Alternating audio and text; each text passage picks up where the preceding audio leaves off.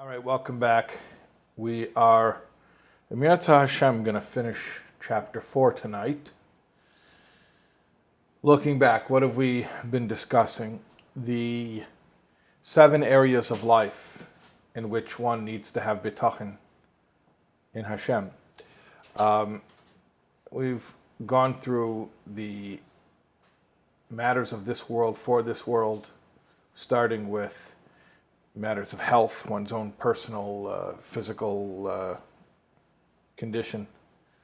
Then we spoke about parnasa, making a living. Then we spoke about interpersonal relationships. Then we graduated to the spiritual things, the things of this world for the sake of the world to come. That's we started with the mitzvahs that only affect oneself. Then we spoke about mitzvahs that affect others. Okay, and then we graduated to matters of the world to come, for the world to come, purely spiritual things. And we spoke about the nature of reward in the world to come. And that covers 6 out of the 7 areas. Okay, so the first was our personal health. And the second was our livelihood. The third was interpersonal relationships. Okay, and those are all matters of this world, for this world. Then we had mitzvahs that only affect us. And then we had mitzvahs that affect others. Those are matters of this world, for the world to come, meaning combination of this world and the next. Then we had matters of the world to come, for the world to come, meaning the spiritual reward in the world to come that is based on our service of Hashem. And now what's left, we have one more category, the 7th category, which is the reward of the world to come that is beyond our service. And as we learn about this category, you'll see how it's different than the previous category. We spoke about in the last class about how Hashem's reward is beyond, is gratuitous, is grace, way beyond whatever is deserved. In fact, we're not entitled to anything. But where are we going to go from there? I mean, this is even higher. This is an even higher level. What's an even higher level? So just hold on a second, and you're going to see how what we're going to be describing tonight is basically the loftiest level. All right. So let's take a look inside the text. Aval pirush ha'chelek hashvi. The explanation of the 7th category. V'hu bechesed hu elakim al bechirav usgulase ba'elam haba bereiv hateves asher leinuchel lesafran. This is the grace bestowed by Hashem on His chosen and treasured ones in the world to come, a great bounty of indescribable good. We're talking about something that's not regular Judaism. Before we're talking about doing the mitzvahs, learning Torah, doing mitzvahs, doing the regular stuff you're supposed to do. And even with that, by the way, we mentioned you have to affect others. Remember that? We spoke about that. Even with that, it's not enough to do it for yourself. You have to influence others to help them to do it as well. Now we're going to go even beyond. The proper way of relying on Hashem in this area. First,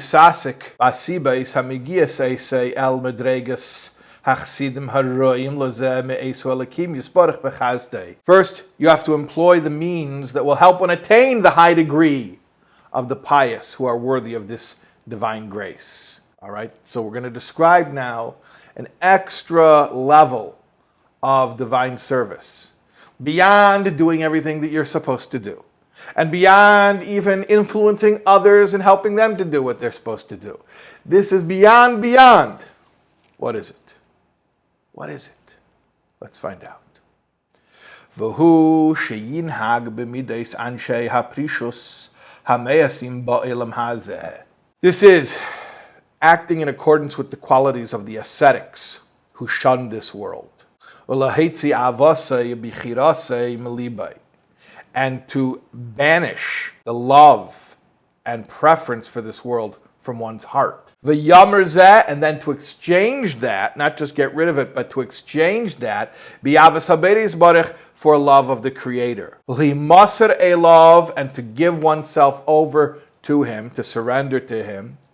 L'shtashea bei, delighting in Him. L'shteimim ha'elam v'yeshvav, and to feel lonely in the world among its inhabitants. And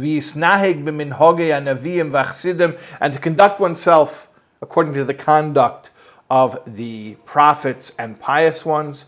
And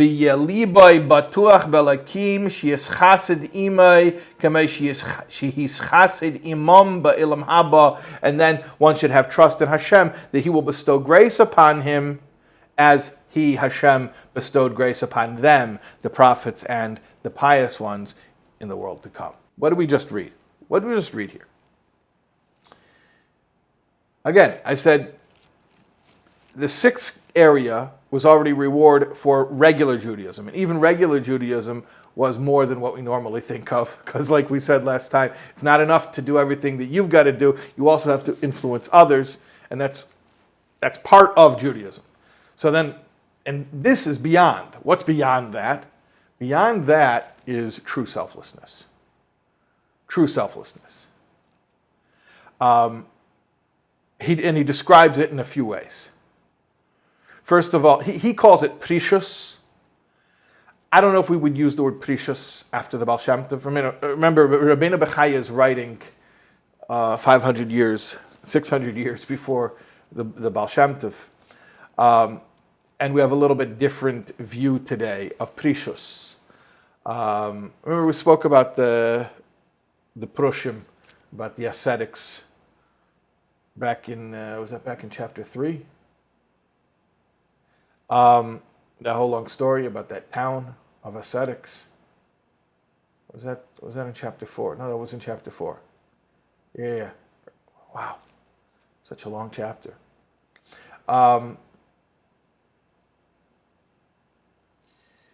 There's a story about, well, it's a well-known story about the Maharam in Rottenberg, who was kidnapped and held ransom. I won't tell the whole story, but the Maharam tried to make it to Eretz Yisrael, and I think he was passing through Italy, and there was an apostate who identified him and informed on him, and then they sent him back. He was extradited back to Germany, where he came from, and then he was put in a tower, and they held him ransom, and they wanted an exorbitant ransom for him.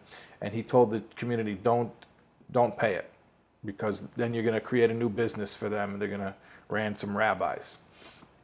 Anyways, he died in captivity. When he passed on, they wouldn't even give up his body for a Jewish burial.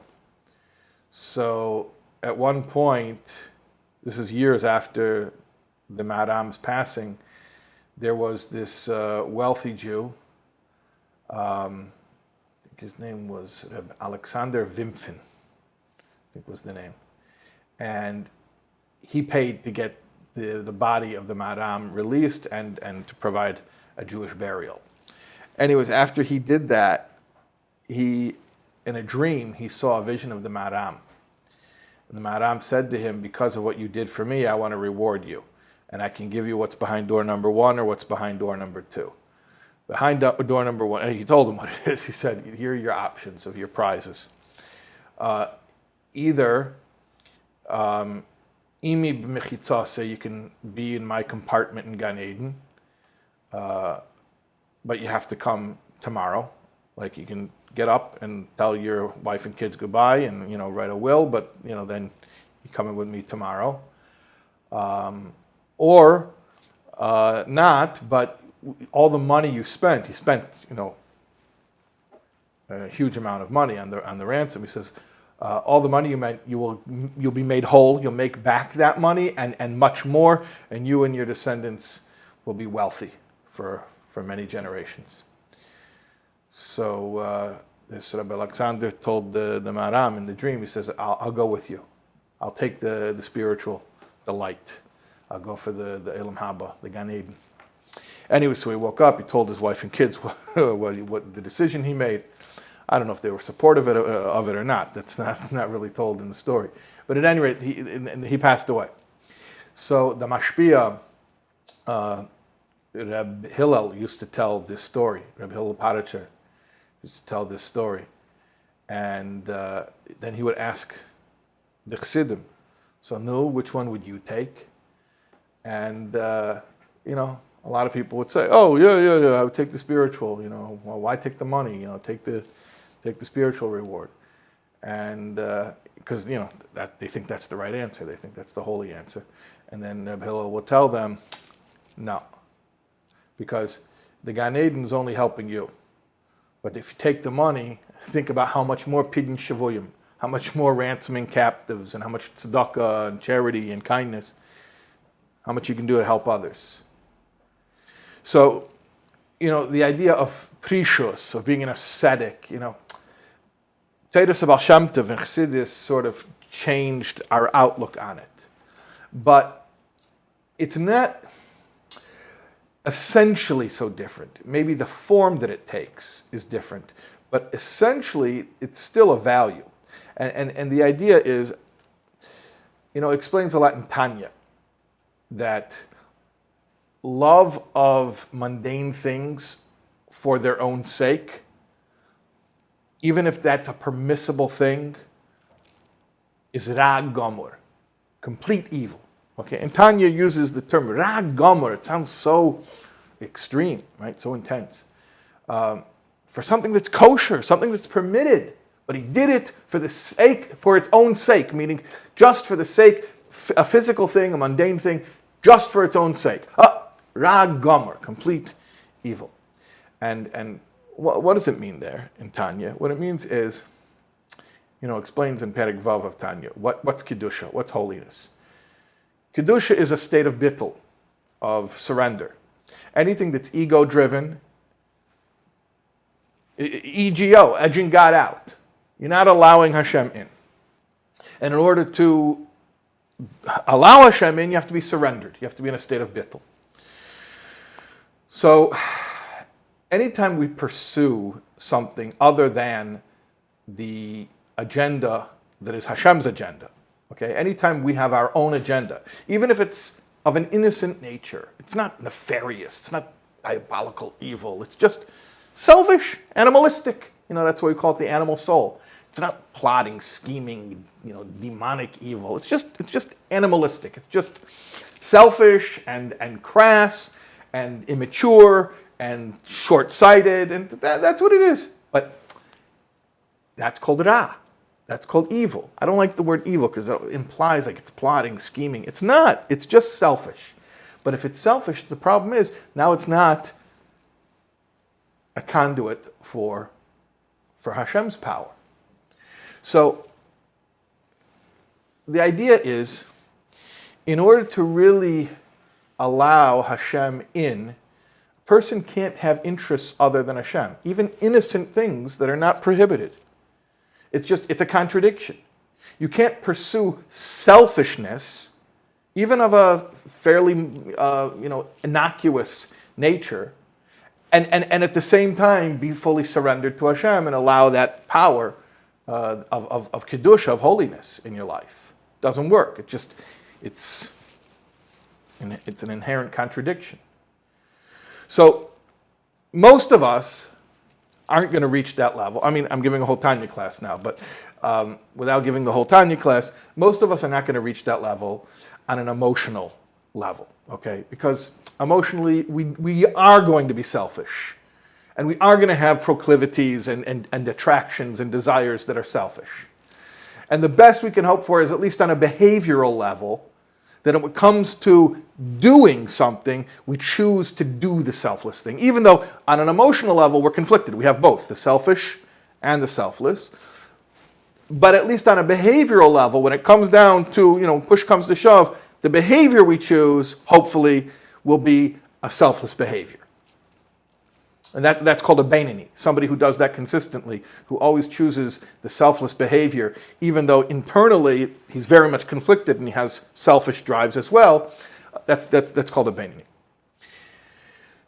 But the point is, this idea of ridding oneself of personal agenda, ridding oneself of the most basic impulse for self-perpetuation, which really it's what's so awful about it, right? What's so terrible? It's not deliberately sinful. It's just selfish, and it's it's instinctive selfishness. We're hardwired this way. There's that animalistic part of us that's just wired to be that way, and yet to really, really, really be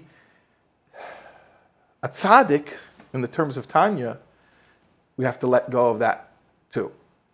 So when Rabenu Bachaye describes, he uses the word precious, and again, we're living in a world after the Baal Shem Tov, so I wouldn't use the word precious, but his description is very much in line with Chassidus.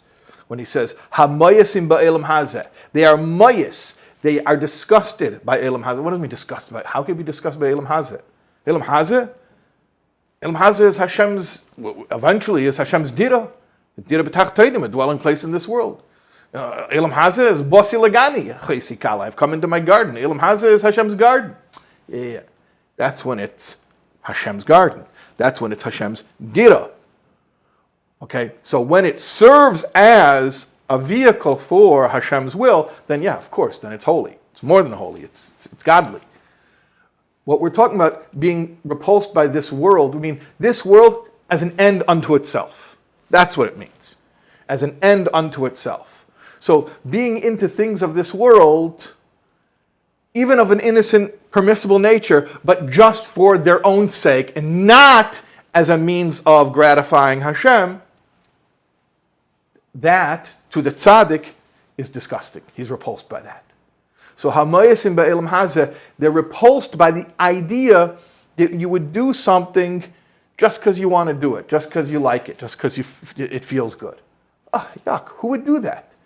You would only want to do something that feels good to Hashem, that brings you Hashem, it brings you closer to Hashem, right? You wouldn't do something just for its own sake. So, that we can, hamayas and ba'elam hazeh, if you understand what we're describing at this very, very, very lofty level, it means they have no interest in just enjoying this world for the sake of enjoying this world. They'll use this world, and very much, that's why it's not precious. That's why it's not asceticism. They'll be involved in this world, sure. The tzaddik will be involved in this world, very much so. If he can use this world for the glory of Hashem, for sure, okay?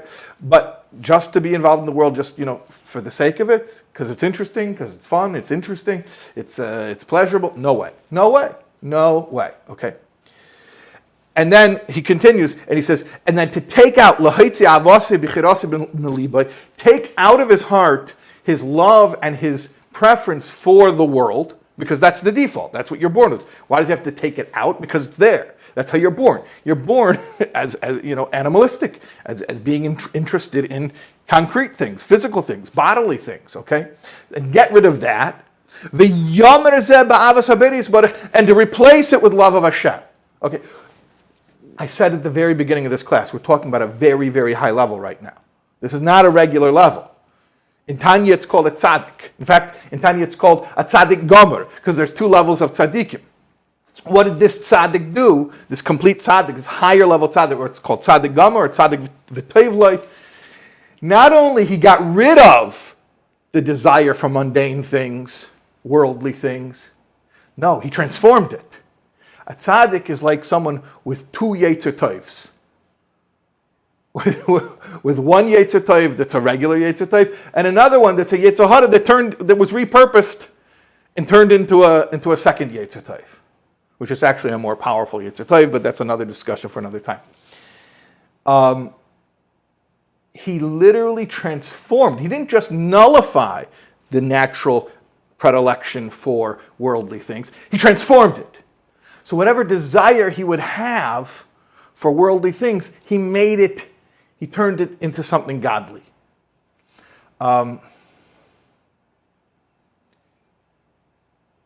It's very hard to describe that. And I feel like the challenge is whenever you do describe it, Sometimes it alienates people and they think it's strange, they think it's weird. And I would never want to describe something so beautiful and so holy in any way that would make people turned off. But I think it is something that when you hear it at first, it does sound weird. It's like, what's wrong with these people? Can't they just enjoy normal things?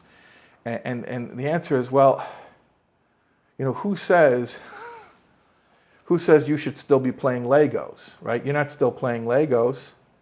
You liked Legos when you were 6, but you grew out of it, right? Well, maybe the stuff that we're into now, even the stuff that we think is really important in life, maybe if we had another few hundred years of life to mature and become more evolved, we would see the stuff that we think is really super important right now is just Legos. Maybe there's bigger things, better things.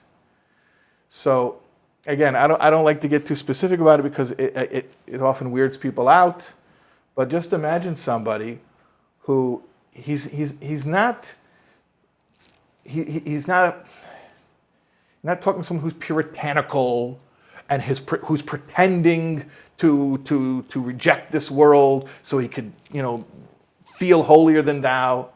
We're talking about somebody who genuinely has taken his desires for everything else that people care for in this world, even the things we care for most deeply, and he's turned it over. He's given it all to Hashem. So everything has become love of Hashem. And, that means love of life becomes a love of Hashem. Love of family becomes a love of Hashem. Love of all the things that people cherish, that people hold dear, even the loftiest ideals. See, I'm not talking about corned beef sandwiches now. I'm saying even the loftiest ideals. He traded that in for a love of Hashem. Or maybe I could even put it differently. He turned it into a love of Hashem. There's a classic example. Yaakov Avinu didn't see Yosef for all those years. And when they reunited, so it says that Yaakov was hugging Yosef. Yosef was hugging Yaakov. Yaakov wasn't hugging him back. What was he doing? So Rashi says he was saying Krishma. He was saying Shema. Why is he saying Shema all of a sudden? Like, he looked at the calendar and he saw Seifman Krishma. Like, he didn't plan for it. And Sfas Emes explains that, no, actually, when he was reunited with his son, he knew that that was the most powerful feeling that he was able to have. And at that moment, he channeled that love into saying Shema, into proclaiming God's oneness. Okay? So that's the kind of transformation that we're talking about. Okay? But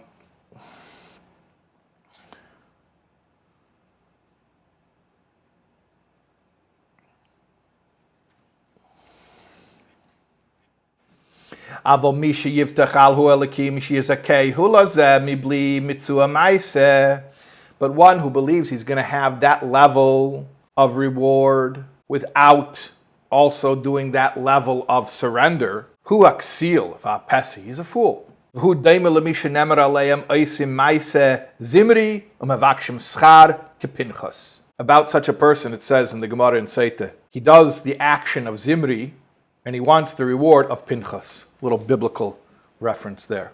I'm going to continue describing here this level.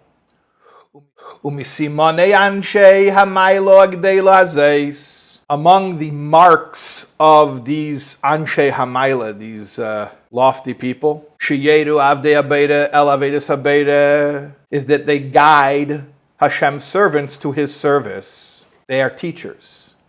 They are not there for themselves. They're there for others. Another thing is that they endure tribulation gracefully. They know how to deal with difficult times. And everything else becomes trivial to them compared to the value of doing mitzvahs. Like you know from the story, Hashem tested Avram. Everything, and I mean everything, became second in priority to doing Hashem's will. Or another example, classic biblical example of Hananiah, Mishael, Azariah in the fiery furnace. Daniel begave harais, or like Daniel in the lion's den. Vasara harugim malchus, or like the 10 martyrs that we read about on Yom Kippur in the Musaf prayer, in the section of the Aveda. These were people who gave up everything. They gave it up. They surrendered everything. They surrendered everything for Hashem. So we're not talking about the previous category number 6, where you just do everything you're supposed to do in Yiddishkeit, plus you influence everybody else to do it too. No, we're talking about beyond. Total bittul, total surrender. By the way, when I say total bittul, I always think about one time I was speaking in a Chabad house, Shabbos somewhere, and after I spoke, this lady comes over to me, she says, bitul. And with that pronunciation, bitul. I say bittul with the Ashkenazic accent. She said bitul. I said, oh, yeah, bitul. She says, no, bitul. I'm like, yeah, bitul, right? She's pronouncing with the dagesh on the second syllable. And I was saying, bitul. I said, yeah, bitul, okay, bitul. She says, no, bitul, be a tool of Hashem. What is bitul? Be a tool of Hashem. Surrender to the extent you are nothing but an instrument in Hashem's hands. That's bittul. Okay. Whoever chooses to die in the service of the Creator rather than rebel against Him, and whoever chooses poverty rather than wealth, which is sometimes harder than choosing death over life. Not that we choose death, God forbid, but when forced to choose God or to give up one's life, we choose God, even if it means having our life taken away, right? We never choose death, God forbid. Okay, but we'll choose God, a selfless person, truly selfless person, will choose God even if it means losing your life, God forbid. And then also choosing poverty over wealth. Again, we don't purposely choose poverty. There's no badge of honor for being poor. But if it's a choice between doing what Hashem wants and being poor, or not doing what Hashem wants and being wealthy, for sure, I'm going to do what Hashem wants. And that could be a greater test than giving up your life, because you can only die once. But being poor, you can be poor a long time, right? Or choosing sickness over health, and choosing pain over tranquility. And he basically submits to Hashem's will and desires Hashem's decree. And again, this isn't going and looking for problems and glorifying having a life of pain and any of that. What it means is, if that is the test that Hashem chose for the person for whatever reason, the person willingly accepts it because he's prioritized. I shouldn't keep saying he or she has prioritized Hashem far beyond any other priority, to the extent where it's just not a choice. It's not it is a choice. It's free choice. It's not an option. It may be a choice. It's not an option. Yeah, I have an option to betray God forbid, and make my life easier. No, it's not an option. Not even on the table. So somebody who lives on that degree of selflessness, it is fitting that he receive the kindness of Hashem in the pleasantness of the world to come. Asher Amar Olav Akasav Lahanchel Oyavai Yeshva Itreisei Mamale. It says about this, to endow those who love me with substance, that I may fill their treasuries. The Amar, and it says, Ein Leiraso Lekim Zuloscha Yaseh Lemechake. No eye has seen, O God, beside yours, what God has prepared for those that wait for him. V'yamer, and it says, Mo rav tuvcha shetofanta l'reyacha. How great is your good that you have hidden away for those who fear you. And that is the reward for those who are exceedingly surrendered and selfless and have that level of bitul, being Hashem's instrument. And that is the end of chapter 4.